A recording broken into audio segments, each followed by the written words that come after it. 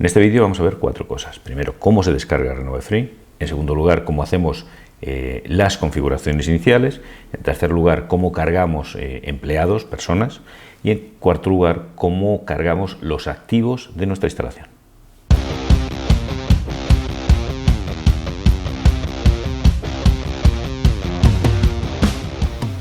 Comenzamos descargando la aplicación. Primero, en primer lugar, vamos a buscar la aplicación. Simplemente tecleamos RenovaFree y como tal nos aparece un primer resultado, RenovaFree, el software gemado de Renovatec. Pinchamos en él y veremos aquí la RenovaFree Demo. En RenovaFree Demo pinchamos en más información. Vemos que aquí tenemos las diversas opciones, Demo, Pro, Mobile. Demo será la aplicación que nosotros descarguemos en primer lugar para ver si nos gusta o no nos gusta la aplicación. Una vez que nosotros tengamos claro que nos gusta, podremos pasar directamente desde Demo a versión Pro, y en la versión Mobile es una versión que nos permite incluso acceder a través de dispositivos móviles. Comencemos descargando la versión Demo, y en la versión Demo pinchamos en más información y le pulsamos a descarga la versión Demo pinchando aquí. Pulsamos y empezará a descargarse y se descarga muy rápidamente dependiendo de la velocidad que tengamos. Dependiendo de nuestro antivirus, pues nos dirá que se bloquea o no se bloquea, qué hace, pero si nosotros le decimos que lo conservemos, pues lo conservamos y a partir de ese momento nosotros podemos empezar ejecutando la aplicación.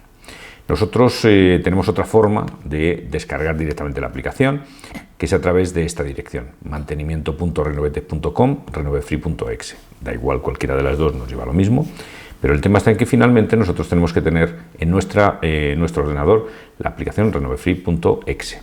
Si nuestro antivirus nos lo bloquea, lo que tenemos que hacer es desconectar el antivirus durante unos minutos. Bien, pulsamos a ejecutar renovafree.exe. Nos puede aparecer una pantalla de Windows protegió su PC. Pulsamos en más información y nos aparece ejecutar de todas formas. Lo ejecutamos y vamos aceptando las diversas opciones que aceptamos el acuerdo, lo leemos, si vemos que todo es correcto, es corto, pues aceptamos el acuerdo, decidimos crear un icono en el escritorio e instalamos. Dependiendo de cuánto tiempo y de cómo sea de rápido nuestro ordenador, pues tardará más tiempo o menos tiempo en crear la base de datos y en configurarlo. Es normal que si vamos a instalar por primera vez, pues esté, no sé, entre 5 minutos o más creando, fundamentalmente en este paso, la creación de la base de datos. Una vez que se ha creado la base de datos, que ya está todo, veremos que nos da la opción de entrar en la aplicación. Si le damos a pulsar a ejecutar RenovaFree, vamos a ver cómo entramos en una pantalla en la que tenemos el usuario y contraseña. El usuario está metido por defecto, admin, la contraseña está metida por defecto, pero es 1, 2, 3, 4, por si queremos acceder más tarde. Tenemos que recordar que la versión demo tiene una caducidad máxima de un mes. Tenemos un mes para probarlo, apenas tiene limitaciones, solo tiene una limitación en cuanto a que no se puede usar en red, tiene otra limitación en cuanto a que no se pueden hacer copias de seguridad de nuestra base de datos, pero total son 2 opciones que no necesitamos para probar la aplicación, así que todo lo demás está perfectamente activo. Entramos en nuestra aplicación y vemos todas estas opciones, las tenemos prácticamente todas activadas, solo hay alguna cosita que en la versión demo no tenemos activada. Si nosotros hemos adquirido la licencia Pro, la única cosa que tenemos que hacer es pinchar en activar versión Pro, introducir seguir las instrucciones, nos enviarán un número de licencia y podremos activarlo. Si no hemos adquirido una licencia, aunque nosotros pulsemos en activar versión Pro, cuando nosotros enviemos la solicitud de la licencia, encontraremos al otro lado pues una persona que verá que no se ha adquirido ninguna licencia y no enviará los números de activación. Los números de activación son por máquina, es decir, cada máquina tiene un número concreto de activación. No podemos instalarlo en 20 máquinas, tenemos que instalarlo en uno, que es para el que nosotros hemos adquirido licencia.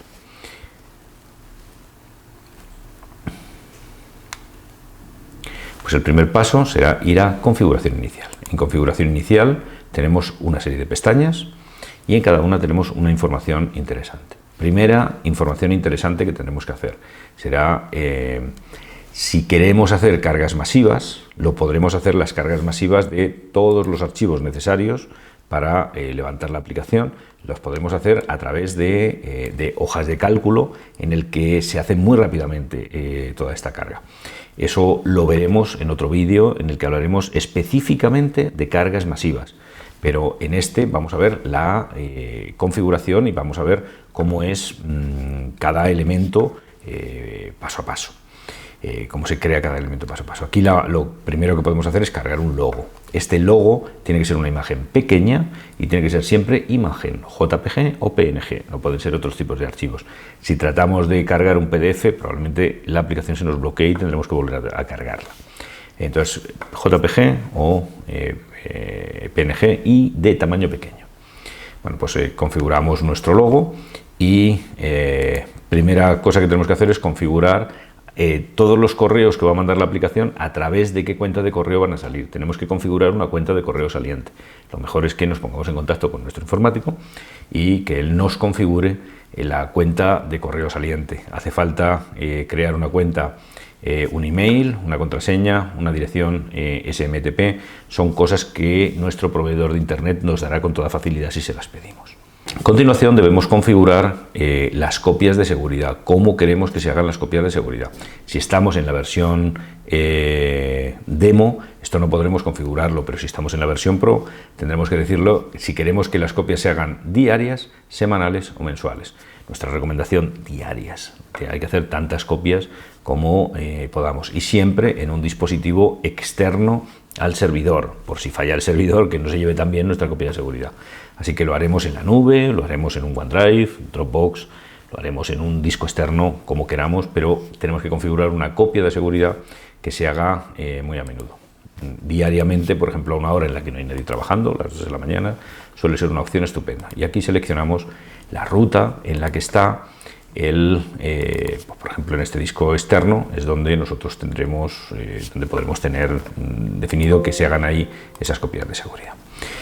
Por último, todos los archivos CSV que puede crear la aplicación, que son archivos pues, donde nosotros podemos recuperar información directamente de la base de datos, pues podemos seleccionar una ruta que esté accesible para mucha gente o para varias personas, un archivo compartido para varias personas, de manera que cuando nosotros queramos recuperar este archivo, pues se cargue directamente en un sitio, en una ruta determinada. Es el servidor el que descarga, los clientes no pueden, los ordenadores clientes no pueden generar sus propios CSVs, es el servidor el que ordena dónde se van a cargar, donde se van a colocar todos los archivos CSV que se generen.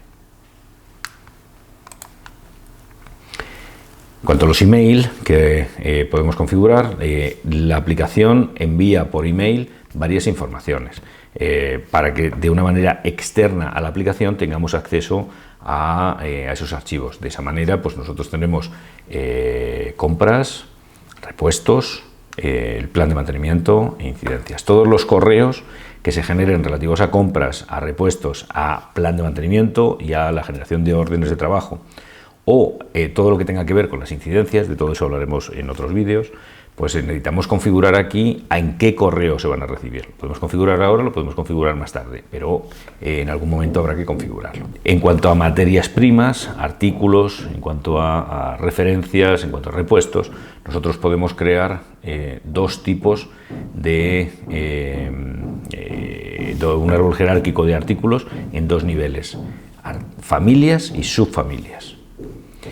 Y en cuanto a materias primas, las materias primas que entren en nuestra empresa, si es que queremos configurar esta parte, pues las materias primas que entren en nuestra empresa pueden tener varias características. Imaginad, por ejemplo, una planta que recibe, pues no sé, una materia prima como es un combustible, etcétera, y en ese combustible queremos ponerle el poder calorífico, la humedad o una composición determinada. Podemos definir hasta 4 características y aquí es donde se configuran dichas características.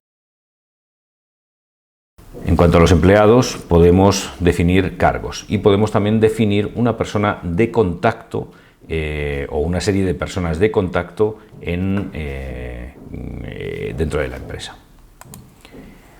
El plan de mantenimiento es una pantalla muy importante porque tendremos que configurar en primer lugar cómo queremos agrupar las tareas, si las tareas se van a agrupar por equipos, por subsistemas o por sistemas. Hay una tendencia generalizada que es agrupar las tareas del plan de mantenimiento preventivo por equipos, es decir, todas las tareas que corresponden a esta bomba las hago y las agrupo en una sola gama.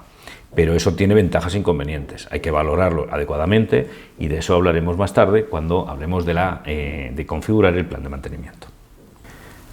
Crearemos también especialidades para nuestro personal. Las especialidades son agrupaciones de trabajadores. Es decir, por ejemplo, una especialidad puede ser eléctricos, otra especialidad puede ser mecánicos, otra especialidad puede ser gente que se dedica al diagnóstico o una contrata de limpieza, la contrata de vigilancia, la contrata que hace el mantenimiento de calderas o del aire acondicionado.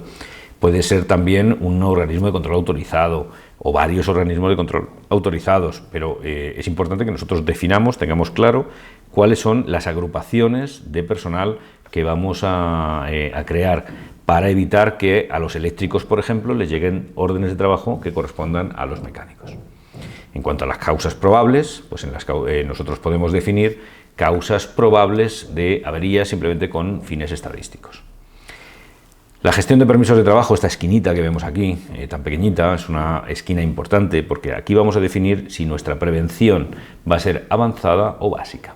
Si es básica, va a ser una prevención muy elemental, una gestión de la prevención muy elemental, es decir, el mantenimiento no se implica tanto en la gestión de la prevención, pero cuando hablemos de avanzada, pues implica que para cada orden de trabajo vamos a generar un permiso de trabajo, vamos a tener que analizar los riesgos, vamos a tener que bloquear en ocasiones con candados, etcétera.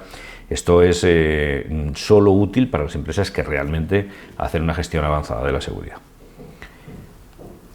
Y por último, en cuanto a estadísticas de disponibilidad, son estadísticas automáticas, podemos configurar cómo vamos a configurar determinados tipos de paradas. Paradas de menos de 30, qué vamos a entender por parada corta, qué vamos a entender por parada media, qué vamos a entender por parada larga. Esto no es necesario configurarlo, no todas las empresas lo utilizan, pero si utilizas una distinción entre qué tipos de paradas te están provocando determinados ítems, pues puedes configurar qué entiendes por parada corta, por parada media, por parada larga. Tablas editables no es tanto una opción de configuración, sino es un sitio donde nosotros podemos obtener información que hayamos generado. Aquí tenemos acceso directamente a un montón de tablas y estas tablas podemos cargarlas y exportarlas. Exportarlas a CSV. Un archivo CSV es un archivo que puede leer Excel o que puede leer Word o que pueden leer muchos programas. Es como un archivo muy normalizado, de manera que muchos tienen acceso a ese tipo de programa. Nosotros solemos abrirlo con Microsoft Excel y lo que ahí podemos es ver cómo es, por ejemplo, una estructura de equipos. Cuáles son todos los campos que tiene la tabla de equipos. Por si quisiéramos hacer una carga masiva, nosotros entramos aquí, vemos todo lo que hay y nos lo exportamos a Excel, modificamos lo que queramos y lo volvemos a cargar desde Excel. Ya veremos en otro vídeo cómo se hace toda esta operación, pero sí es importante que sepáis que si tocamos aquí, estamos tocando directamente en la base. Esto es una forma directa de acceder a la base de datos, es decir, a veces si tenemos que modificar 4 ítems y tenemos que ponerle una letra o lo que sea, pues a veces es más fácil operar aquí, porque aquí se trabaja como si esto fuera un Excel. Entonces, estas tablas editables, pues a veces para hacer una corrección de un ítem, pues puede ser interesante llegar aquí y tocar aquí.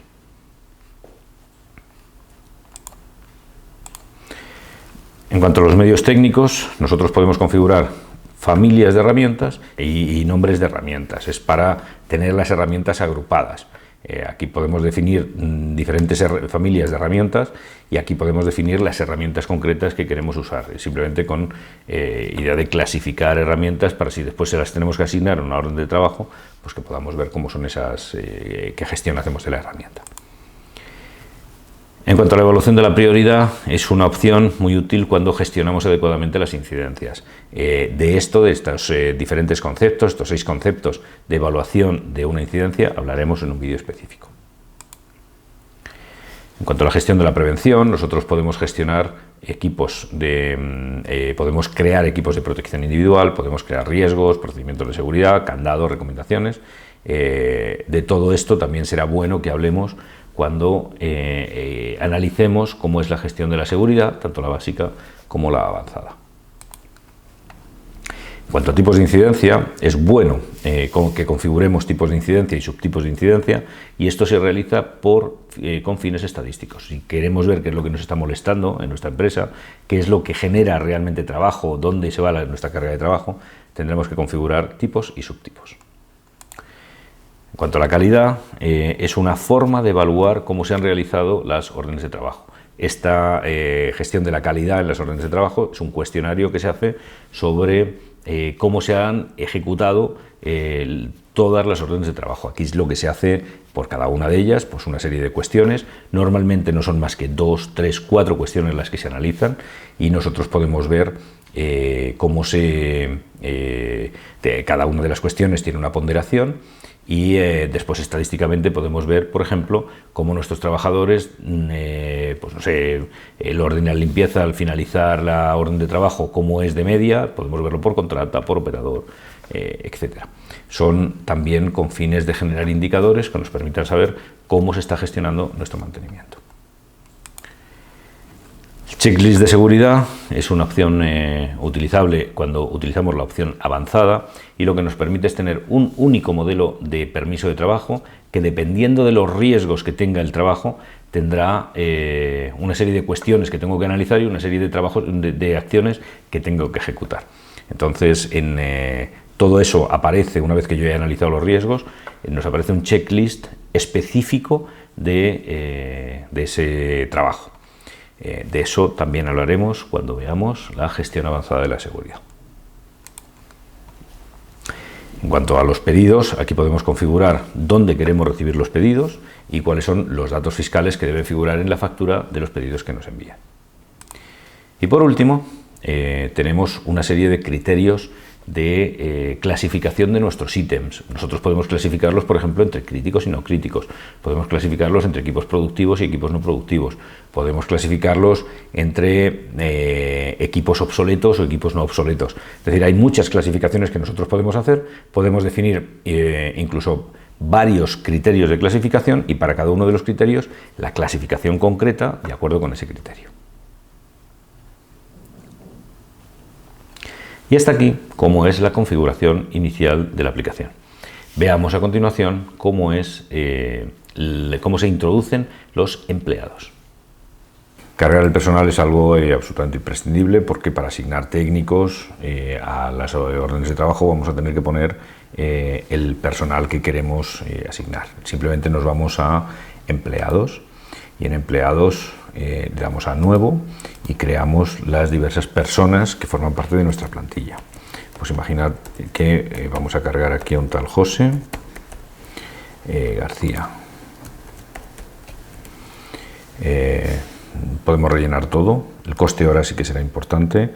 Vamos a pensar que el coste hora de esta persona son 15 euros y que el email pues es jose@renovetos.com, el que sea. En cuanto a los cargos, podemos añadir, si no tenemos ningún cargo creado, podemos crear el cargo. Recordemos que estos son 2 fases, es un trabajo en 2 fases. Primero creamos el cargo. José va a ser técnico de mantenimiento.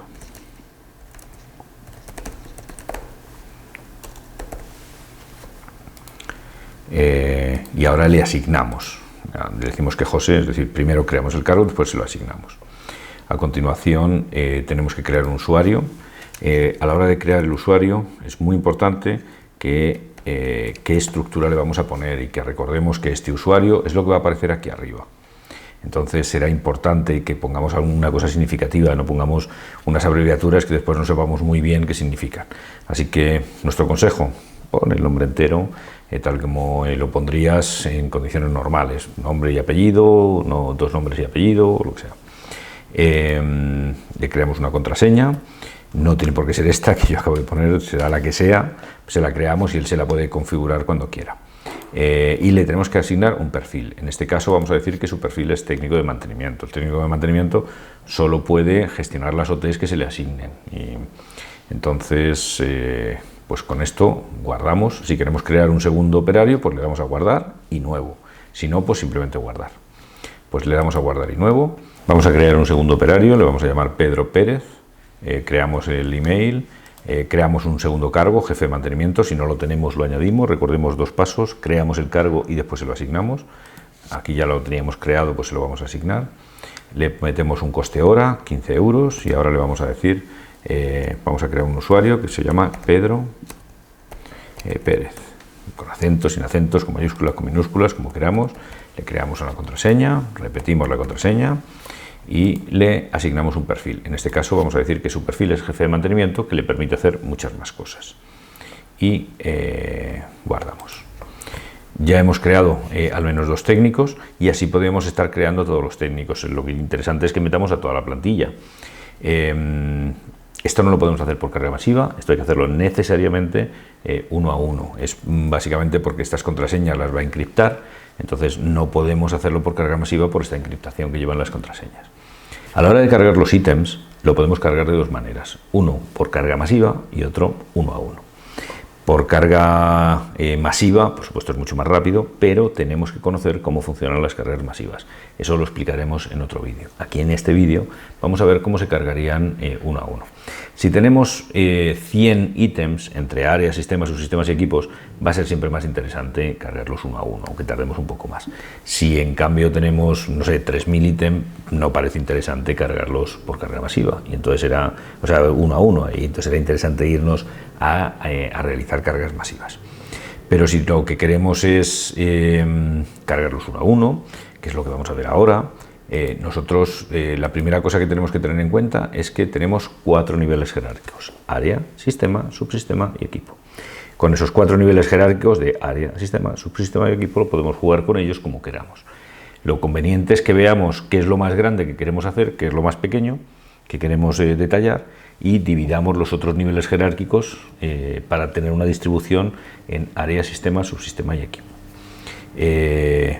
Recordemos que tenemos un nivel jerárquico por arriba, que es centro, y tenemos un nivel jerárquico por abajo, que es componente. Entonces, en total son 6 niveles jerárquicos, que es más que suficiente para prácticamente todas las instalaciones que conocemos. Si no fueran suficiente, tenemos que ingeniárnoslos para utilizar 4 niveles jerárquicos. Es muy importante que antes de empezar a introducir nada tengamos muy clara cuál es la idea de lo que queramos introducir, tengamos muy claro qué es lo que queremos hacer exactamente y cómo vamos a configurar nuestro árbol jerárquico, porque estos son los cimientos de la aplicación. Entonces, me he encontrado muchas instalaciones que tienen mal configurado el árbol jerárquico y después es un caos.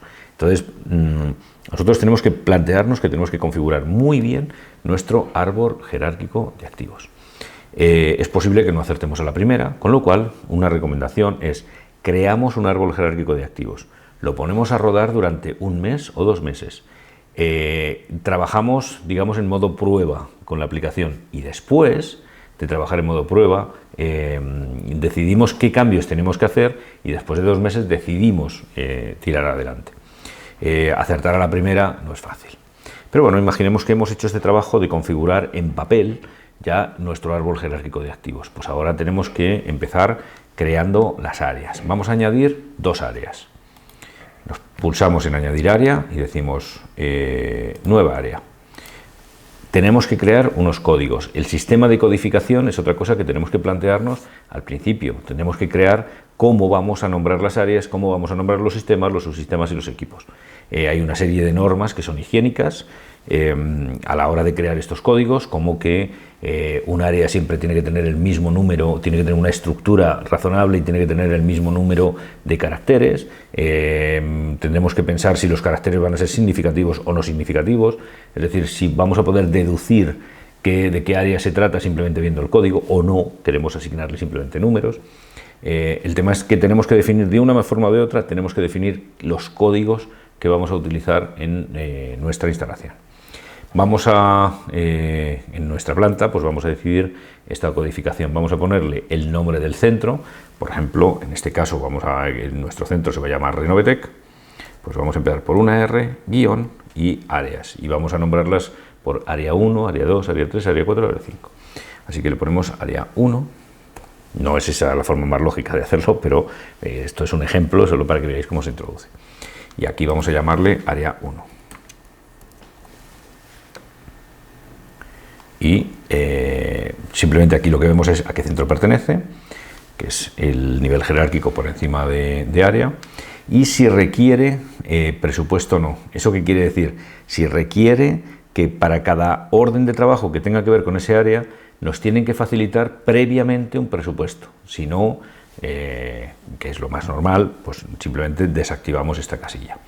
Si el ítem lo consideramos como activo en garantía, podemos poner una fecha en la que decimos en qué momento se acaba la garantía. Imaginemos que se acaba el 6 de octubre de 2021. Bueno, pues en esta fecha, a partir de ese momento, no nos saldrá un aviso en el que dice que este activo está en garantía, pero hasta este momento sí que nos saldrá un aviso en el que nos dice, cuando queramos generar una orden de trabajo sobre este activo, que el activo está en garantía, porque a lo mejor tenemos que tomar alguna precaución con ese activo.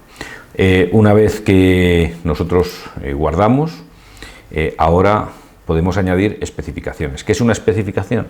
Pues es cualquier dato que nosotros queramos meter de ese área. Por ejemplo, fabricante, tecnólogo, número de serie, potencia, capacidad, velocidad, lo que sea, cualquier aspecto que queramos lo podemos meter en especificación. ¿Es necesario meter especificaciones? No. ¿Es conveniente? Claro. Pero es el usuario el que tiene que decidir si quiere meter o no pues toda esta información. Esta información es lenta, también se puede hacer por carga masiva, pero lleva su trabajo meterlo. Lo que ocurre es que te da mucha información cuando tú quieres ver de qué tipo de activo se trata. Imaginemos que esto es la información la vamos a sacar del manual del fabricante y el parámetro es, por ejemplo, marca. El valor que le damos es el que sea, y si le queremos poner una observación, pues la escribimos. Así podemos esta misma podemos editar, si queremos cambiar alguna cosa, y también podemos borrar. Si nosotros queremos meter documentos asociados, pues simplemente cargamos. ¿Qué documentos asociados puede ser? Un Word, un Excel, un PDF, un plano, una foto, pues todo eso lo podemos meter como documento asociado. Podemos saber qué contadores son los que tiene dados de alta este activo. Hay activos que tienen contadores, como por ejemplo, imaginamos una máquina de obra pública que tiene un contador que son sus kilómetros, o una máquina cuyo mantenimiento va por horas. Pues aquí vamos actualizando en estos contadores que hemos dado de alta cuáles son los valores y qué es, pues es horas, kilómetros, lo que sea, valor actualizado, cuál es el número que tiene, en qué unidad se mide, horas, lo que sea, y en qué fecha se actualizó la última actualización. Y aquí tenemos un histórico en el que vemos cómo hemos ido actualizando ese contador. Y por último están los criterios de clasificación. En estos criterios de clasificación es porque a veces nos interesa un ítem, sea el que sea, clasificarlo de acuerdo con un criterio. Vamos a jugar, por ejemplo, imaginemos que queremos crear un criterio que se llama equipos críticos y no críticos. ¿Cómo se llamaría el criterio? Criticidad. ¿Y qué opciones tendríamos? Críticos y no críticos. Bien, pues para hacer eso, lo que hacemos es, nos salimos de aquí, nos vamos a configuración inicial y en criterios de clasificación decimos que hay un criterio que se llama criticidad. Y ahora decimos que hay una opción que es ítem crítico. Guardamos y hay otra opción que se llama ítem no crítico. ¿Esto es necesario hacerlo? No. Dependerá de que nosotros queramos clasificarlos o no, pero a veces, por ejemplo, en el sector alimentario, a determinados auditores sí que quieren saber cuáles son los equipos que tienen implicaciones en un posible problema de contaminación alimentaria. Entonces, puede ser que quieran saber cuáles son equipos que están implicados en una posible contaminación o no, equipos que tienen que estar en contacto con la comida, con el alimento, y equipos que no están en contacto con el alimento, por ejemplo, pero hay muchos otros criterios que nosotros podíamos utilizar. Si nosotros ahora queremos clasificar el ítem, nosotros nos vamos a ítem, sea cual sea, ir a editar selección, y decimos en criterio de clasificación que este ítem por criticidad es crítico. Y ya está, se lo asignamos y ya sabemos que en las listas de criticidad el auditor va a poder ver cuáles son los equipos que reúnen una determinada condición. Bueno, pues así vamos a ir creando los sistemas, los subsistemas, etc. Vamos a crear, por ejemplo, dentro de este área, pues un sistema, que sea el sistema número 1, pues lo mismo. Este sería el centro Renovetec, área 1, sistema 1. Pues, y le vamos a llamar sistema 1, pondremos el nombre que sea. Aquí podemos hablar de la garantía, de si requiere presupuesto, y en todo esto lo que le podemos asignar es un mantenimiento programado a este sistema.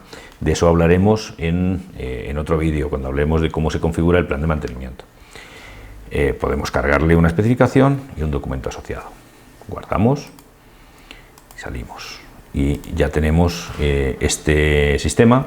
Si nosotros quisiéramos clasificarlo, por ejemplo, pues no tendríamos más que ir a añadir selección y decirle, pues de acuerdo con la criticidad es no crítico. Y le asignamos ese criterio. Podemos tener otros criterios.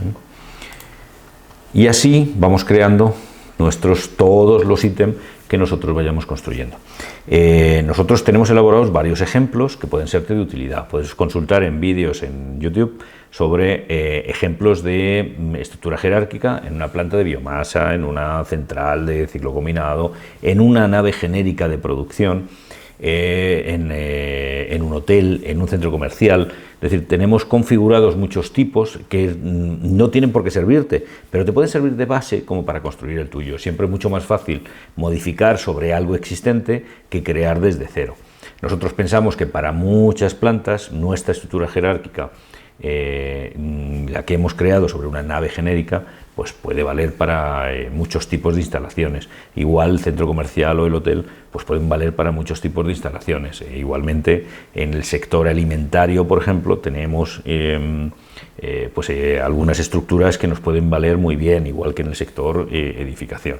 Es decir, te puedes basar también en el trabajo que nosotros hemos hecho, que puedes encontrar con toda facilidad a través de internet, o que si no lo encuentras, pues nos puedes mandar un correo a renovefree@renovetec.com pidiéndonos que te mandemos el enlace del vídeo o del artículo en el que nosotros detallamos cómo es una estructura jerárquica determinada. Bueno, pues hemos visto en este vídeo cómo es la estructura jerárquica. Te insistimos mucho en la importancia que tiene que le dediques el tiempo necesario a plantearte de una manera conceptual cómo son estas estructuras, cómo crear la estructura jerárquica de tu instalación, cómo tienes que plantearte cómo vas a hacer el sistema de codificación. Son aspectos que tienes que cuidar muy bien porque son la base de un software de mantenimiento, son la base en la que vas a tener que configurar, en la que vas a tener que construir tu software de mantenimiento. Por tanto, igual que no descuidarías nunca los cimientos de una casa, también te decimos que no descuides los cimientos de Renovefree.